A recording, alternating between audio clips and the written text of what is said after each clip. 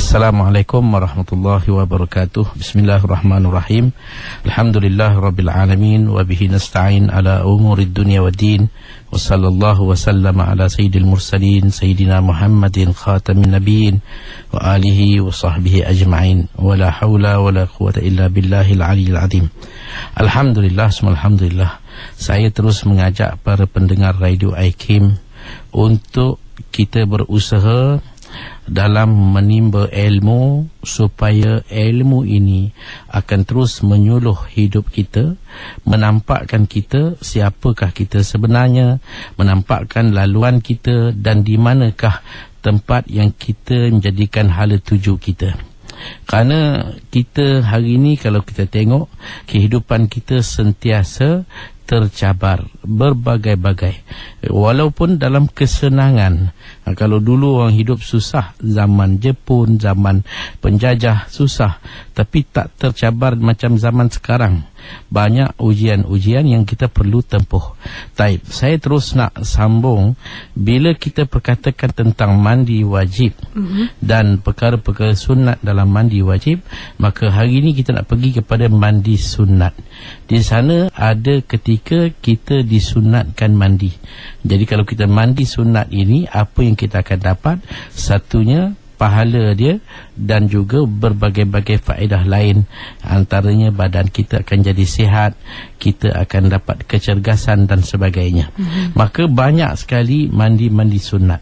Mandi yang pertama ialah mandi sunat hari Jumaat. Ini menjadi mandi yang paling besar dan paling utama kerana ada khilaf ulama. Kan dalam mazhab Imam Malik, mereka meletakkan mandi Jumaat itu sebagai suatu yang wajib. Tapi dalam mazhab Syafi'i kita, mandi Jumaat adalah sunat. Terutama bila kita nak pergi solat Jumaat.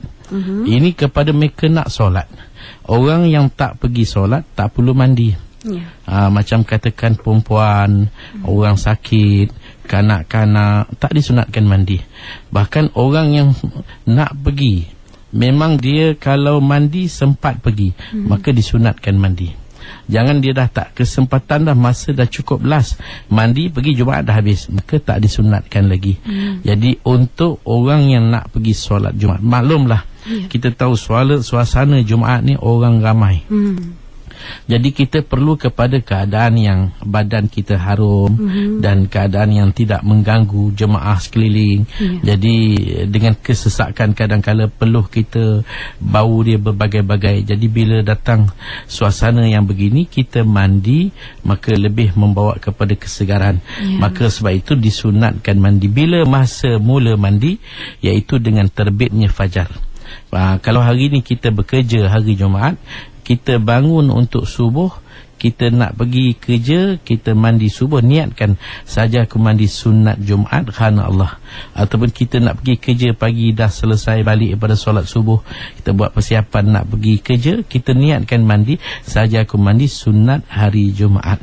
Jadi insya-Allah dengan mandi ini kita sudah dapat satu pahala, iaitu dikatakan pahala mandi sunat Jumaat. Ini satu perkara yang pertama. Yang kedua ialah mandi sunat Aidil Fitri ataupun Aidil Adha.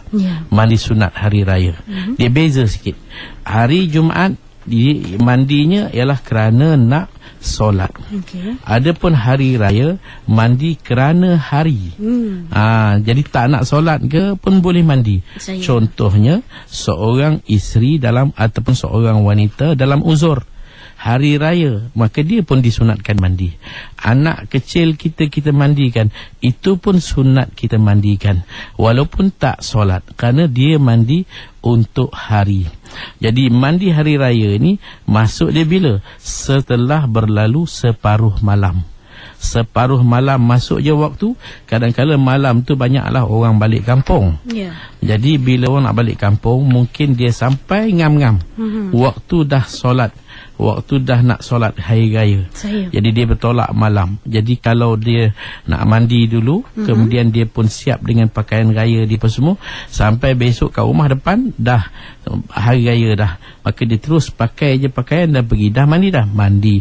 Maknanya masa dia telah masuk separuh malam dan berakhir dengan terbenam matahari.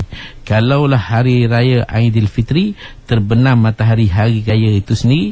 Kalau Aidil Adha, terbenam pada hari yang ketiga, iaitu hari yang keempat, hari yang ke-13. Maka disitulah tempoh mandi, disunatkan kita mandi. Kita terima pemanggil kita yang pertama untuk sesi pagi ini. Assalamualaikum. Hello, Assalamualaikum. Ya, waalaikumsalam. Ke udara, siapa di talian? Saya Abdul Ghani. Abdul Ghani, dari mana? Saya dari Pucuk. Teruskan bersama dengan Ustaz. Assalamualaikum. Ni nak tanya berkenaan dengan bagi orang yang kelewatan bacaan tasyahud awal. Jadi apabila dia membaca tasyahud awal itu tadi, bila dia nak menghabiskan bacaan tu, bila dia bangun pada rakaat ketiga bersama imam. Jadi pada ketika itu imam dah nak rukuk. Jadi kat situ status dia muafiq ke ataupun masbuk ni Ustaz? Sebab apa dia jenis yang bacaan dia lambat. Itu saja Ustaz. Mengenai dengan mereka yang terlewat dalam tahiyat awal. Jadi kita baca tahiyat awal, elok kita terlewat sehingga bila kita bangun kita tak berkesempatan untuk menyempurnakan Fatihah sedangkan imam sudah nak rokok. Maka di sini kita dikira sebagai masbuk. Kita terus rokok bersama dengan imam. Bacaan Fatihah kita imam akan tanggung. Jadi di sini kita disebut sebagai seorang yang masbuk. Kerana masbuk ini dia tidak hanya berlaku pada rakaat pertama. Dia boleh berlaku pada rakaat pertama, kedua, ketiga. Contohnya satu orang sujud lama. Bila dia bangun saja tak sempat nak habis Fatihah, imam rokok. Terus rokok dengan imam. Itu dipanggil sebagai seorang yang masbuk. Samalah. Tapi jangan pula kita duduk dalam tahiyat terlampau lama, biarkan imam sehingga qiyam. Mana kita baca cukup ngam dia punya bacaan dia, terus kita bangun. Tak sempat nak habis kerana imam baca laju dan kita mempunyai tabiat yang lambat, bukan kita gagap. Maka kita di sini terus rokok sama dengan imam, maka kita dikira dapat rakaat. Kita tadi sebagai seorang yang masbuk. Baik, itu dia jawapan Ustaz. Dan kita dengar pemanggil kita seterusnya. Assalamualaikum. Assalamualaikum, siapa di talian? Tak dengar kita. Assalamualaikum. Waalaikumsalam. Waalaikumsalam, siapa di talian? Saya Muhammad daripada Seremban. Teruskan, Cik Muhammad. Assalamualaikum Ustaz. Waalaikumsalam warahmatullahi. Saya nak tanya pasal mandi hadas besar, mandi wajib. Kalau kita berwuduk, ni bekas takungan air tu ada, kita berwuduk dalam bawah paip tu ada bekas takungan air, lepas tu kita mandi wajib pakai air yang lebihan wuduk kita tadi. Air tu mengalir dalam mesin tu, tapi kita mandi hadas besar pakai air tu sekali, boleh ke Ustaz? Kalau kita buka paip, air masuk dalam baldi, kita ambil air itu kita buat mandi. Kemudian kita buat mandi, lepas tu air itu kita nak pakai buat wuduk, hukum dia tidak sah. Jadi ataupun kita ambil wuduk, kemudian air wuduk tu bertakung balik dalam baldi, kita buat mandi wajib, itu tak sah. Jadi maknanya air yang kita nak gunakan untuk wuduk mestilah air mutlak yang bukan mustakmal. Jadi kalau kita mandi tadi, maka air yang terkumpul semula, kita basuh kepala, basuh badan, air itu masuk dalam baldi, kita nak buat wuduk pula air itu, hukum dia wuduk kita tidak sah. Walaupun paip buka, air mengalir masuk keluar, tapi disebabkan saiz dia tak cukup 2 kolah, maka air itu masih dikira sebagai mustakmal, tak sah kita untuk mengambil wuduk. Terima kasih Ustaz. Itu dia, insyaAllah kita dengar lagi panggil seterusnya. Assalamualaikum. Salam. Ya, siapa di talian? Amira. Teruskan soalan pada Ustaz. Assalamualaikum Ustaz. Saya nak tanya, boleh tak Ustaz terangkan mengenai mandi sunat fajar? Dan yang kedua, boleh tak Ustaz explain dengan detail mengenai solat sunat awabin dan solat sunat isyraq, mengenai kebaikan dia, fungsi dan juga waktu. Itu saja, terima kasih. Sama Ustaz. Kita tak ada mandi sunat fajar. Mandi biasa ni mandi bersih je lah. Tapi kita tak ada kata satu mandi sunat zuhur ke, sunat asar ke, tak ada. Cuma ada sunat Jumaat, itu sebab perhimpunan waktu yang panas, orang ramai, maka hikmah dia di situ. Dia akan membuatkan kita supaya pergi dalam keadaan cergas, tidak ngantuk, badan kita wangi, itu kedudukan dia. Adapun fajar ni kita tak adalah, kalau mandi bagus alhamdulillah, kalau kita tak ada masalah kita bangun mandi. Dia tak ada satu nama mandi sunat fajar, tak saya tak tahulah, wallahu a'lam bishawab, kerana tak ada tercatat dalam kitab-kitab ulama. Adapun ibadat sebagai sunat awabin, sunat isyraq, itu memang ada nas dia. Sunat awabin kita buat antara maghrib dengan isyak, sekurang-kurang 2 rakaat, sesempurna yang 8 rakaat. Jadi sunat isyraq begitu juga, bila matahari dah terbit kita buat sunat isyraq 2 rakaat, 2 rakaat. Maka kelebihan dia banyak sekali, dan banyaklah yang mana menjadi satu amalan yang patut kita iltizamkan insya-Allah. Ya Ustaz, ada juga rakan kita yang bertanya tentang mandi sunat taubat Ustaz. Mandi sunat taubat, sebenarnya kalau kita bertaubat, dia tak ada satu nama mandi taubat, tu tak ada. Kita memanglah kalau kita buat satu-satu kesalahan, maka kita disunatkan bertaubat pada Allah. Jadi dia tak ada nama mandi sunat taubat, dia tak ada. Cuma di sana kalau kita kata mandi sunat bagi mereka yang katakanlah satu orang ni ditimpa penyakit gila bertahun-tahun sampai dah 20 tahun, kita rawat, kita ubat, lepas tu dia dah sembuh. Bila dia sedar, oh apa dah jadi pada diri saya, baru dia sedar, maka disunatkan dia mandi. Ataupun orang yang pengsan, koma, kadang-kadang aksiden berlaku, dia koma, tak sedar, tak ada apa kecederaan, tapi habis dia terbaring dalam beberapa minggu, beberapa bulan. Jadi bila dia dah sedar, maka disunatkan dia mandi. Adapun taubat ni kita tak adalah nak kata ada mandi sunat taubat. Kita ada solat sunat taubat.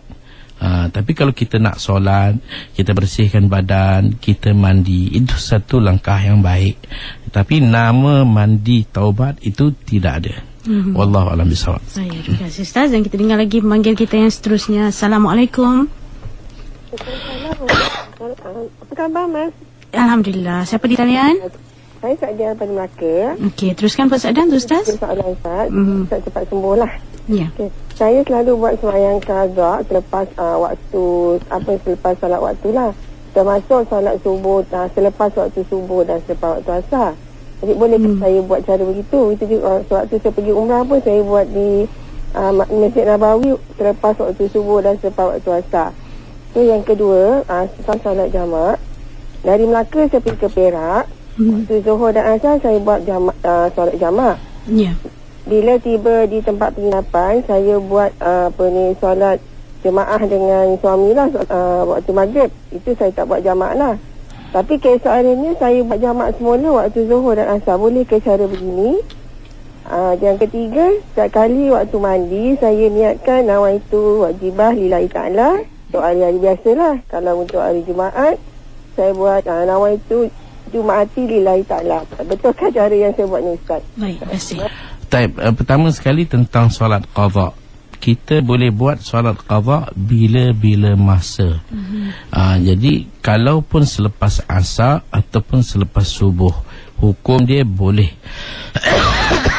Memang bila kita dah kesuntukan masa, ada cukup-cukup masa lepas asar tu sikit, kita qadha. Ada masa lepas subuh, kita qadha. Lepas asar kita qadha. Hukum dia boleh.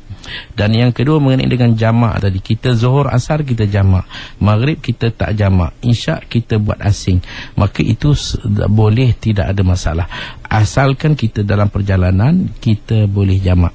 Kemudian mengenai dengan mandi tadi, jadi mandi kita kalau tak boleh nak niat Arab pun, kita niat Melayu pun tak ada masalah. Yang penting sahaja aku mandi sunat. Cuma Jumaat tadi orang perempuan tak adalah sunat mandi. Kalau dia pergi, katakan banyak hari ni orang perempuan pergi umrah dengan suami, maka kebetulan hari Jumaat, Dia pun ada tempat yang memang orang perempuan banyak datang solat Jumaat. Dia nak pergi solat Jumaat, dia mandi. Maka boleh, tak ada masalah. Saja ke mandi sunat Jumaat. Dia tak ada sunat zuhur mandi, sunat asar mandi, tak ada. Jadi kalau kita nak mandi, kita mandilah biasa, niat untuk kita bersihkan badan kita. Maka dia ada sana wuduk, sunat wuduk ada. Tapi sunat mandi saja-saja nak mandi, maka itu tak adalah dinamakan satu sunat khas. Wallahu a'lam. Kita terima lagi pemanggil kita seterusnya di talian 0362051500. Dengarkan. Okay, Assalamualaikum Ustaz. Saya nak tanya mengenai solat mandi sunat wiladah sebab saya telah melahirkan anak tapi 15 tahun yang lepas saya tak mandi solat sunat wiladah. Perlu ke saya buat benda solat mandi wiladah tu? Dan lagi satu, boleh ke perempuan datang bulan haid berwuduk? Okey, itu saja. Yes, sir. Mengenai dengan mandi wiladah ini. Mandi wiladah ni kalau seorang perempuan melahirkan anak tanpa ada darah. Anak keluar, darah tak ada. Kalaupun semasa anak keluar atau sebelum anak keluar, darah dah keluar. Tapi bila anak dah keluar, darah dah tak ada. Maka di sana mandi wajib dipanggil. Mandi wajib wiladah, bukan mandi sunat. Dia tak ada mandi sunat wiladah. Dia tak ada nama mandi selepas bersalin, tak ada.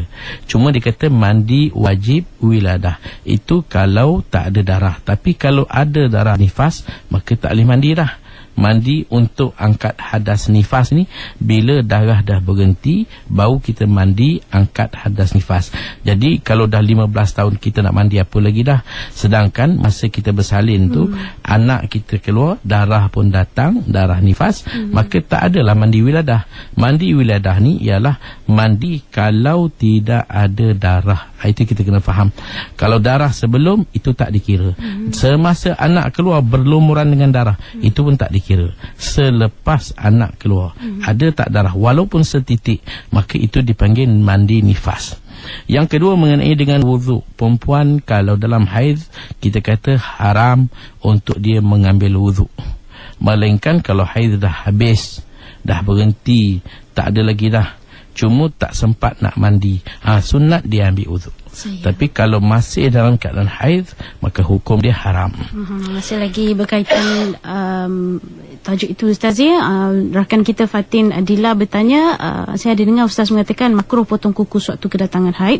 Jadi bagaimana kalau kita dah potong katakan waktu tu, adakah waktu kita mandi wajib perlu dibawa sekali kuku yang dah dipotong tu ke bagaimana Ustaz? Tak, sememangnya kita kata makruh kita potong kuku.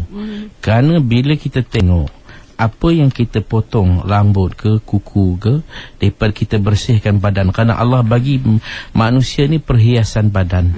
Ada yang perlu kita biarkan simpan, ada yang perlu kita cabut, ada yang kita kena cukur, ada yang kita kena gunting dan sebagainya. Ini semua kalau boleh jangan kita buat dalam keadaan kita uzur. Kenapa? Kerana barang-barang ini kita nampak. Sebab itu kalau boleh kita jangan buang merata. Kalau kita ada ruang untuk kita tanam dalam tanah, tanam. Kerana dia akan dikembalikan balik dalam timbangan amalan kita di akhirat. Dia masukkan dalam jumlah. Sebab itu kuku ni pun kalau kita nak potong, dia ada cara dia. Supaya dimasukkan dalam timbangan amalan kita. Jadi kalau orang perempuan dalam keadaan haid, dia dah potong tu semua, maka bila nak mandi, perlu ke dia basuh balik? Tak perlulah. Tak perlu dia nak basuh kuku-kuku yang dia potong tu, dah buang habislah. Tak perlu nak simpan nanti dia mandi, dia basuh kuku. Tanya mak buat apa tu? Mak basuh kuku lah. Maka itu tak disunatkan lagi dah. InsyaAllah. Terima kasih Ustaz. Dan kita dengar lagi seterusnya pemanggil dari Johor Bahru, Encik Muhammad Noor. Assalamualaikum. Nama saya Ahmad Noor dari Johor Bahru. Saya ingin bertanya satu soalan. Dulu arwah mak mertua saya sebelum dia meninggal dunia, dia ada tak sembahyang lah beberapa hari. So sebab dia sakit uzur lah. Ada ustaz tu cakap kena bayar fidyah. So saya nak tahu betul ke cara tu, ataupun dan lagi satu, fidyah nak disalurkan ke mana? Itu saja Ustaz. Terima kasih. Assalamualaikum. Sebenarnya masalah fidyah ini nas dia ialah pada puasa. Kalau satu orang tinggalkan puasa dengan sebab-sebab yang mana dia tak patutnya meninggalkan puasa, ataupun dengan sebab yang boleh tetapi dia ada masa untuk kesempatan qada, dia tak qada, maka dia kena bayar fidyah. Makna daripada harta yang ditinggalkan ataupun anak mengambil alih untuk qadakan puasa. Tapi solat ni dia tak ada satu fidyah pun. Tapi ada ulama' dia tak memfatwakan tapi dia buat. Katanya pendapat Imam Subki, dia akan membayar fidyah daripada keluarga dia apabila mereka didapati meninggalkan solat. Jadi kita boleh buat. Nak bagi pada siapa? Bagi kepada asnaf zakat. Orang yang layak menerima zakat, mereka juga layak untuk menerima fidyah-fidyah tadi. Wallahualam. Raikan lagi pemanggil yang rakan-rakan pendengar kita untuk menanyakan soalan daripada Puan Rahmah di Terengganu. Assalamualaikum Ustaz. Ini Kak Rahmah daripada Kemaman Terengganu. Nak tanya, macam kita sebelum subuh tu kita mandi. Jadi kita selalu ni Kak buat gini, ada Ustaz beritahu kata saja aku mandi sunat hari Rabu macam hari ni kan. Boleh ke macam tu Ustaz? Ya Ustaz. Sebenarnya kalau kita ikut dalam kitab-kitab ulama, tak disebut langsung mandi sunat untuk hari-hari tertentu selain daripada hari Jumaat. Dan juga selain daripada hari raya Aidilfitri dan Aidil Adha. Adapun mandi mandi hari Sabtu ke Rabu ke Khamis ke, tak disebut. Jadi kalau kita niat macam mana? Niat benda tak jadi, benda tak ada, orang kata tak ada wujudnya hukum mandi sunat Rabu, Khamis, Sabtu, Ahad, tak ada. Jadi sekadar niat kosong, dia tak akan jadi ibadat. Ibadat ni ialah dia perlu kepada niat yang betul dan cara juga yang betul. Kalau niat kita betul tapi cara tak kena, kerana tidak ada nas yang menyuruh kita mandi untuk hari Rabu ataupun mandi untuk hari tertentu dengan niat sebagai sunat. Kerana kalau kita tengok di sini, mandi sunat hari Jumaat tu kerana nak solat Jumaat. Mandi sunat hari raya kerana nak merasai bagaimana gembiranya kita pada hari raya. Ataupun di sana mandi sunat kepada mereka yang memandikan jenazah. Kita mandikan jenazah, maka sunat kita mandi. Bila dah kita mandikan jenazah, kita sunat mandi. Ataupun mandi gerhana, kalau berlaku gerhana matahari, berlaku gerhana bulan, maka disunatkan kita mandi. Jadi ataupun macam saya kata tadi, kalau satu orang yang sudah lama pengsan, tiba-tiba dia sedar dengan dunia dia, maka kita kata sunat dia mandi.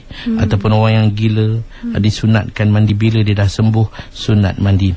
Ataupun mandi kalau kita berbekam, maka disunatkan kita mandi. Kerana bekam ni dia bawa pada penat, kita bawa diri kita akan letih, darah banyak dikeluarkan, maka bila kita mandi disegarkan balik.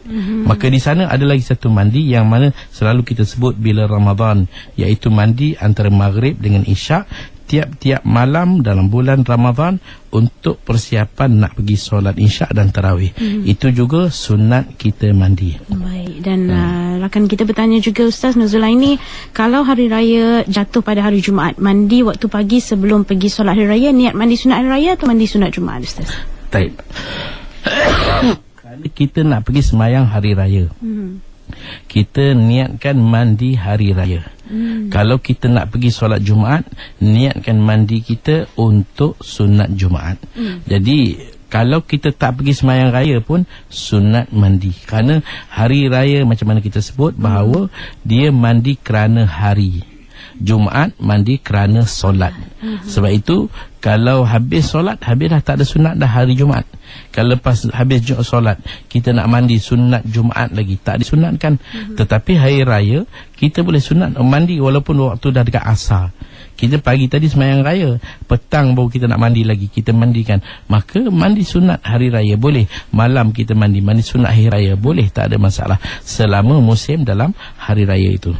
Dan satu lagi rakan kita Mak Ilham menerusi Facebook bertanya, kalau dah sampai hukum mewajibkan mandi tapi mandinya tu tak diniatkan mandi wajib, bagaimana Ustaz keadaan dia tu?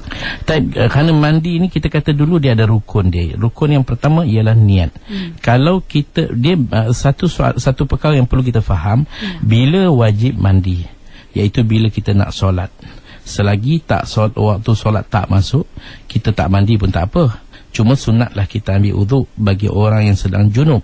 Jadi bila kita nak mandi, maka mandi ini dimesti kepada niat.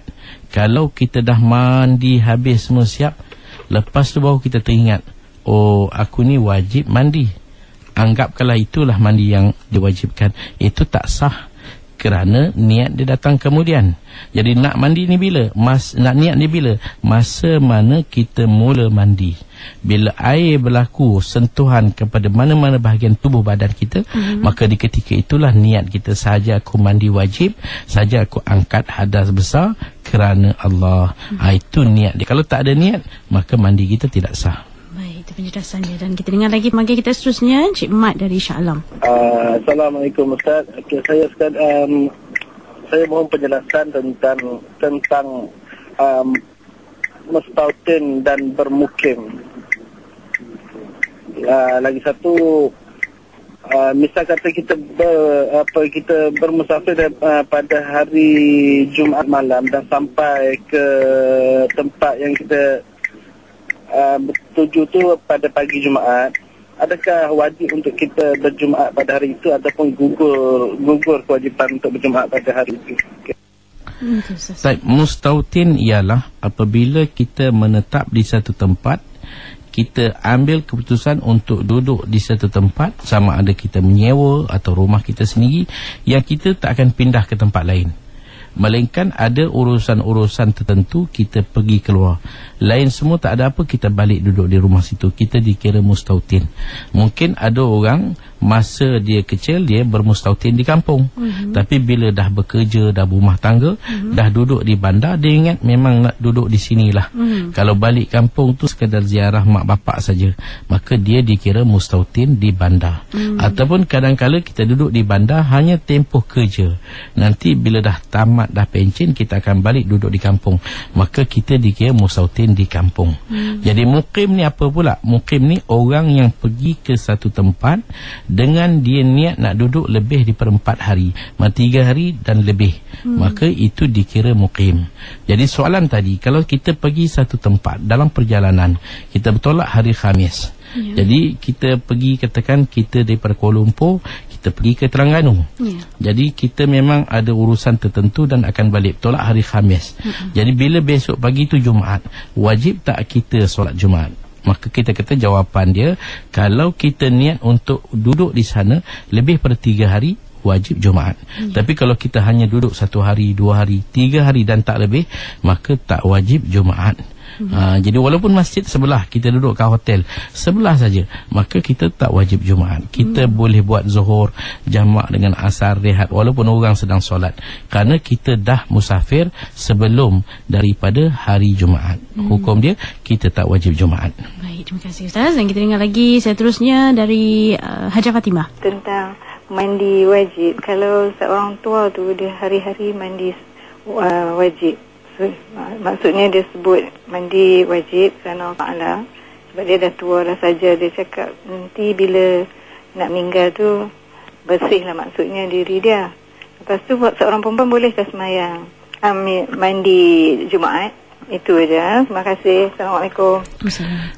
Kita kalau tak ada apa-apa sebab, kita saja-saja je, tiap-tiap kali mandi niat wajib, tiap-tiap kali mandi niat wajib, tak ada sebab, maka dia tak jadi, dia tak akan jadi ibadat.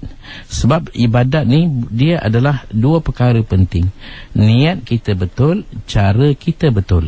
Kalau niat memang dah betul lah mandi, tapi cara dia tak disunatkan mandi tiap-tiap hari, tak disunatkan mandi dengan niat mandi wajib, tak disunatkan. Kita disunatkan sentiasa berwuduk, itu sunat. Bila wuduk batal, ambil wuduk. Bila wuduk batal, ambil wuduk. Tapi kita tak disunatkan mandi sekejap-kejap mandi, kejap-kejap mandi. Apa hal mandi ni? Mandi sunat je, mandi sunat. Ataupun kita niat mandi wajib, tiap-tiap kali mandi niat mandi wajib, maka itu tak menepati apa yang dikehendaki. Itu dia punya kedudukan dia. Soalan kedua tadi, tak ingat saya Ustaz.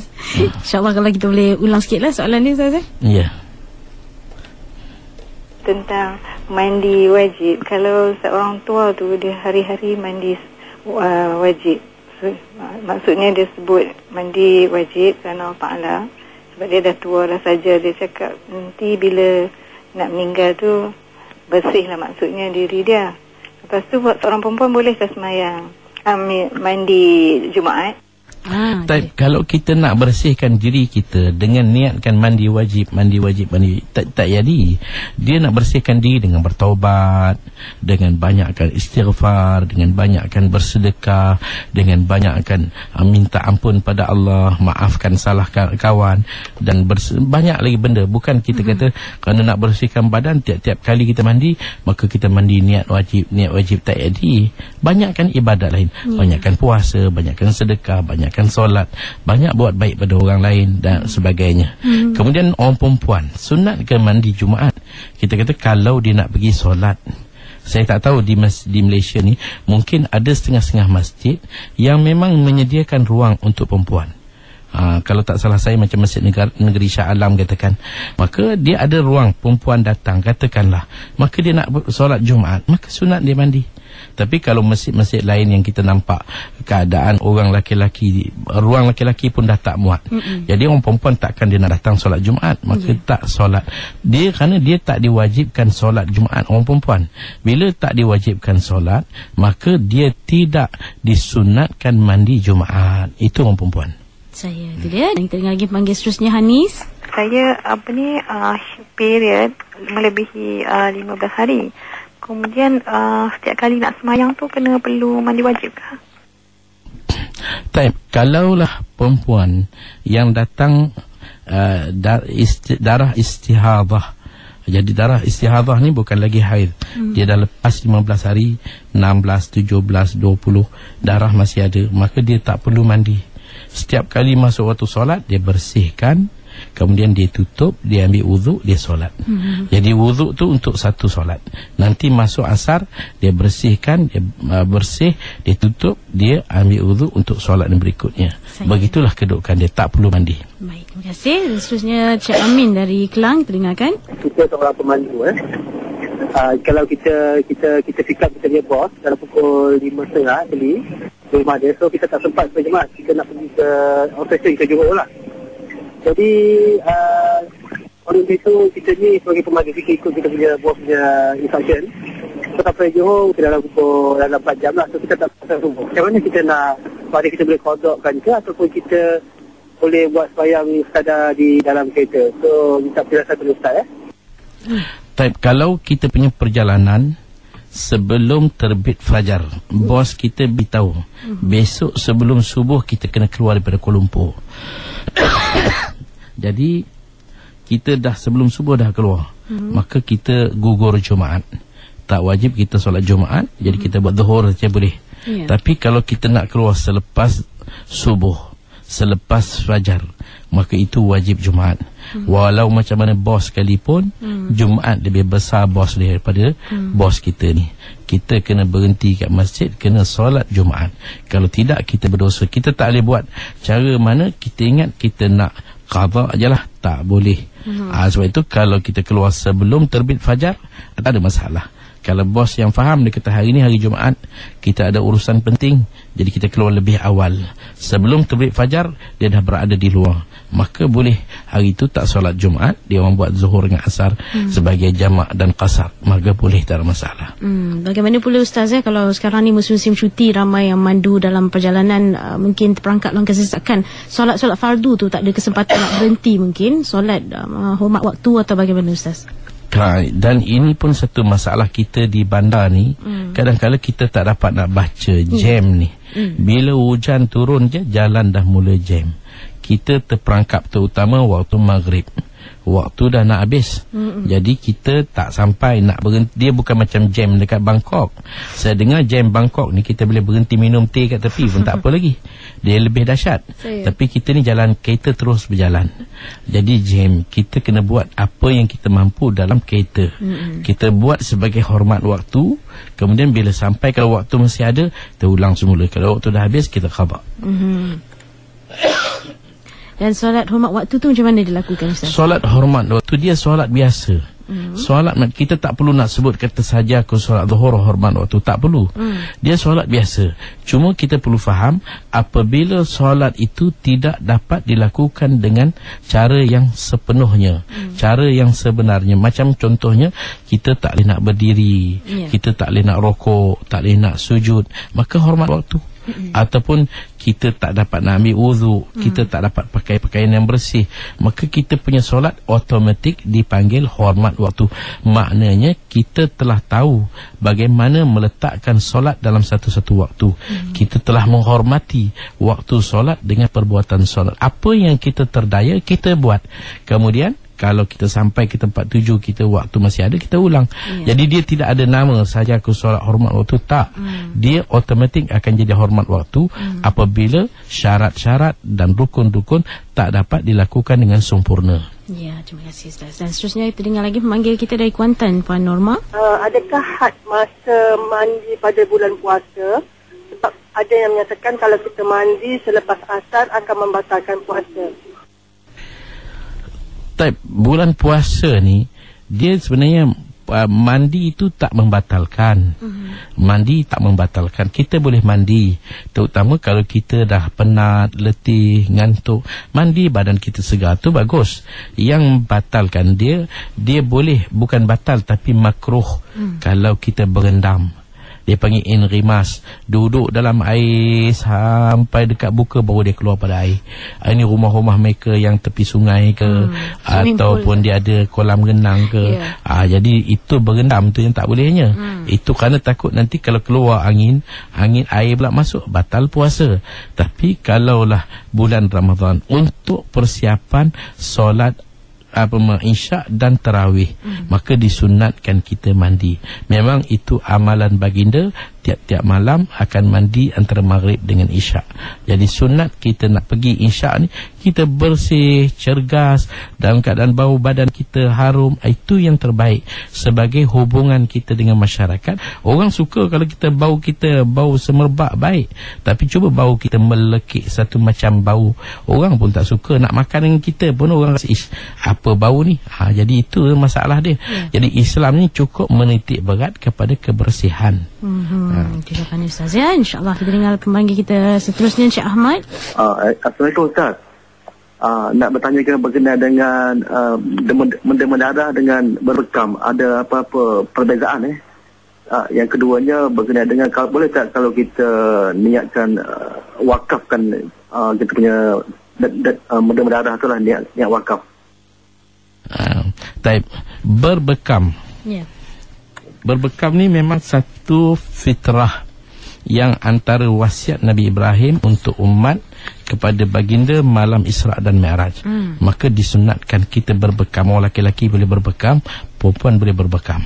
Dan begitu juga derma darah. Derma darah ni kita tahulah sekarang ni kes hospital, memang darah satu perkara yang sangat-sangat diperlukan. Kerana ada pesakit-pesakit satu-satu ketika diperlu sangat banyak kepada darah. Jadi mana nak dapat darah kalau tak ada orang memberi sumbangan? Jadi kita nak niat wakaf boleh ke? Jawapan dia tak boleh. Kerana nak wakaf macam mana benda tu akan habis. Kita tak boleh nak wakaf gula, tepung, minyak. Itu nak wakaf pun benda tu sekali orang masuk dalam satu badan seorang pesakit habis. Wakaf ni biar benda yang lama, seperti tanah, bangunan, apa-apa yang boleh tahan lama, itu kita wakaf. Jadi kalau darah kita niat sedekah lah, bukan kita niat wakaf. Okey, dan insyaAllah kita terima panggil kita yang terakhir untuk sesi kali ini, insyaAllah Puan Zora dari Ipoh. Saya nak tanya macam ni, saya tertinggal lah semayang subuh. Tapi bolehkah saya nak buat semayang duha? Atau mesti saya qadakan semayang subuh dulu baru buat semayang duha? Senang je kalau kita tengok. Kita solat subuh itu wajib.